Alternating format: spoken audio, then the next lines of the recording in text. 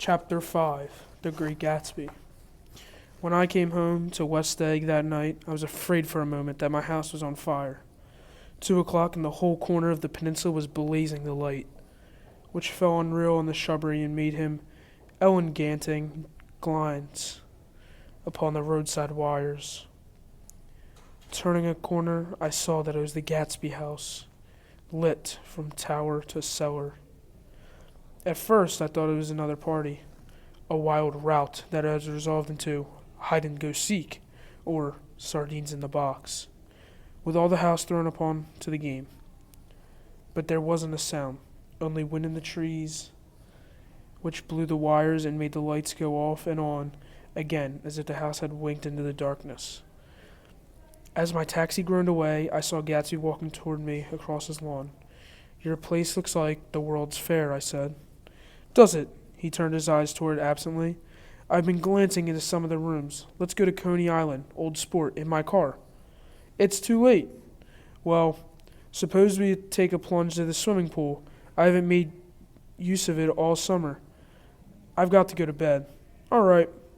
He waited, looking at me with suppressed eagerness. "I talked with Miss Baker," I said after a moment. "I'm going to call up Daisy tomorrow and invite her over for tea."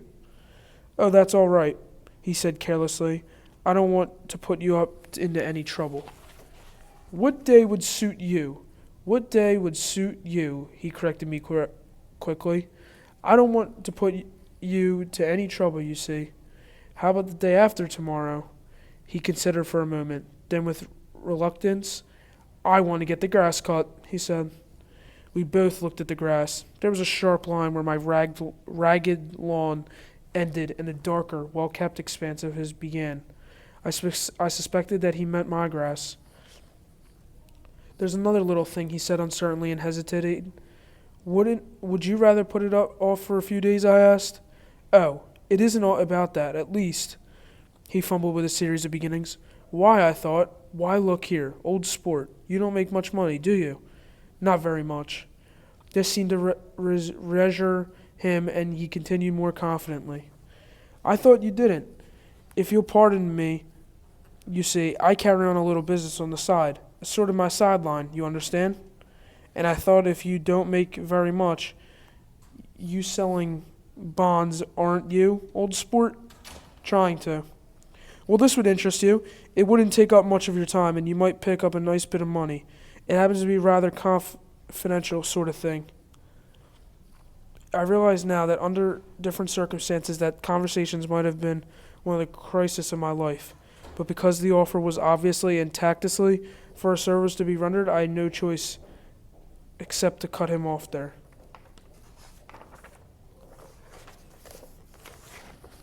"I've got my hands full," I said. "I'm much obliged, but I couldn't take on any more work. You wouldn't have to do business with Wolfsheim." Evidently, he thought that I was shying away from the Gonigshan mentioned at lunch, but I assured him he was wrong.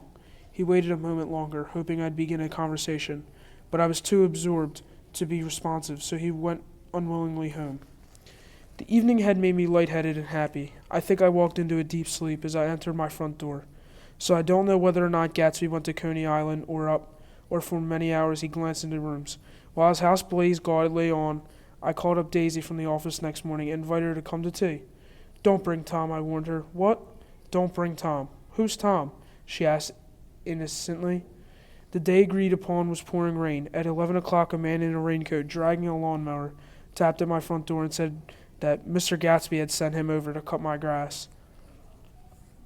This reminded me that I had forgotten to tell my firm to come back, so I drove into West Egg Village to serve for her among soggy, whitewashed alleys and had to buy some cups and lemons and flowers. The flowers were unnecessary, for at 2 o'clock a greenhouse arrived from Gatsby's was innumerable, replaceable to contain it. An hour later the front door opened nervously, and Gatsby, in a white flannel suit, silver shirt, and gold-collared tie, hurried in. He was pale, and there were dark signs of sleeplessness beneath his eyes. "Is everything all right?" he asked immediately. "The grass looks fine, if that's what you mean." "What grass?" he inquired blankly. "On the grass in the yard." He looked out the window at it, but judging from his expression, I don't believe he saw a thing. Looks very good, he remarked vaguely. One of the papers said that they thought the rain would stop about 4. I think if it was a journal, I think it was the journal. Have you got everything you need into the shape of tea? I took him to the pantry, where he looked a little reproachfully at the Finn.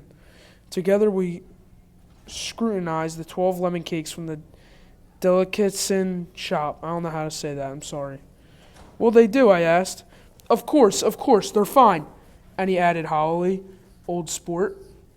The rain cooled about 3:30 to a damp mist, through which occasionally thin drops swam like dew.